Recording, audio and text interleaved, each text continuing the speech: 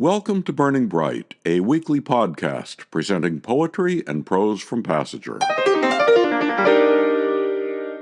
English Romantic poet John Keats wrote lots of wonderful poems during his short life. He's best remembered by a lot of people for his odes: Ode to a Nightingale, Ode to Autumn, Ode on Melancholy, Ode on a Grecian Urn. John Keats died of tuberculosis February 23, 1821, in Rome. That's where he's buried. On his grave are written the words he said he wanted written on his grave: "Here lies one whose name was writ in water." John Keats was 25 when he died. Speaking of poets and writers, the biggest writers' conference in the United States is going to be in Baltimore in early March, and Passenger is part of it. If you're attending the AWP conference, please stop by Passenger's table in the exhibit hall and book fair, table 538. You'll probably run into various Passenger staffers and writers there. We'd love to meet you in person. And even if you're not attending the conference, if you live in the Baltimore area, we hope you'll join us Friday night, March 6th, at the Pratt Street Ale House, where several writers from our most recent issue will be reading their work. You can find more specific information about that reading on our website, www.passengerbooks.com. To commemorate the anniversary of Keats's death, 3 odes by Passenger writers. According to various sites on my computer, Pindaric odes are elaborate lyric poems named for the Greek poet Pindar, celebrating heroic deeds or athletic victories with a grand elevated tone and a distinct structure. Pindaric odes were particularly popular in 17th and 18th century England. People like John Milton and John Dryden and Alexander Pope. Passenger poet John Philip Drury said he followed some of the rules of the Pindaric ode when he wrote his poem, Abecedarian Ode. Alphabet, how I've loved you from the start, before I entered grade school, reading bat, cat, hat, mat, pat on cue cards drawn by Miss Ryda for her kindergarten, enunciating words in a one-room schoolhouse, finding out how to see language through rhyming groups of letters, some the same, some not, hearing symbols like true bards. I count on you now for my retrieval system, jolting me back from dead ends of memory, knowing that at this age I've lost any chance to win on Jeopardy, missing the quick recall of trivia, names not coming fast enough, synapses off that should be firing. But you make pilot lights flick alive.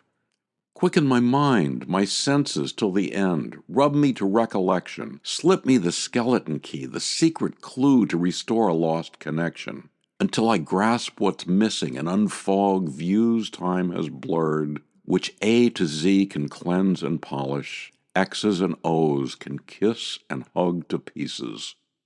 You give me your word, zealous in rapt assistance to the end. John Philip Drury's Abecedarian Code, from Passenger, issue 77, the 2024 Poetry Contest issue. Myra Shapiro said she taught literature for years, so when she decided to write some poems of praise, she thought, I'm a fan of the ode, why not try for a modern take on one? Here's Myra's poem, Ode to Elsewhere. When I was 6 or 7, my mother arranged piano lessons. We had no piano. A keyboard made of cardboard was to do Mozart. After school, I practiced for a year, playing notes without a sound, to learn what, in this land of milk and honey, she aspired to. Beauty, culture. At dinner, my father forbid us to talk. There was news to listen to on the radio. A war was going on. The world? It was elsewhere. My parents came from there, a place charged with flight. I wanted to fly, a dreamer, raised to make matchless music. From Passenger's 2017 Poetry Contest issue, Myra Shapiro's Ode to Elsewhere. Mark Elber grew up in Queens, spent a lot of time getting around town on the subway, constantly aware of the diversity of languages and dialects that surrounded him. Here's Mark's poem, Ode to Accents. When I open my mouth, people hear Second Avenue Deli, pastrami on rye, sour pickles, rattling tracks of the local to Shea Stadium, Queens Boulevard staring at Manhattan's skyline. I affect the sound of falafel, burikas, baba ganoush, but everyone hears latkes sizzling in the background. When my parents opened their mouths, people heard borscht, stuffed cabbage, gefilte fish, Slavic winters, each W a V, each TH a T. They never spoke to me in their mother tongues, preferring the language of my native New York, hoping I'd blend in, like they couldn't. Our names bore our ancestors on our backs from one exile to another, a covenant of sound, stretching back to the craggy hills of Jerusalem, the caves of Qumran, a shibboleth awaiting its resurrection. The words of my parents, a living link to the world turned to ash by 1945. From his book Headstone, Mark Elber's Ode to Accents.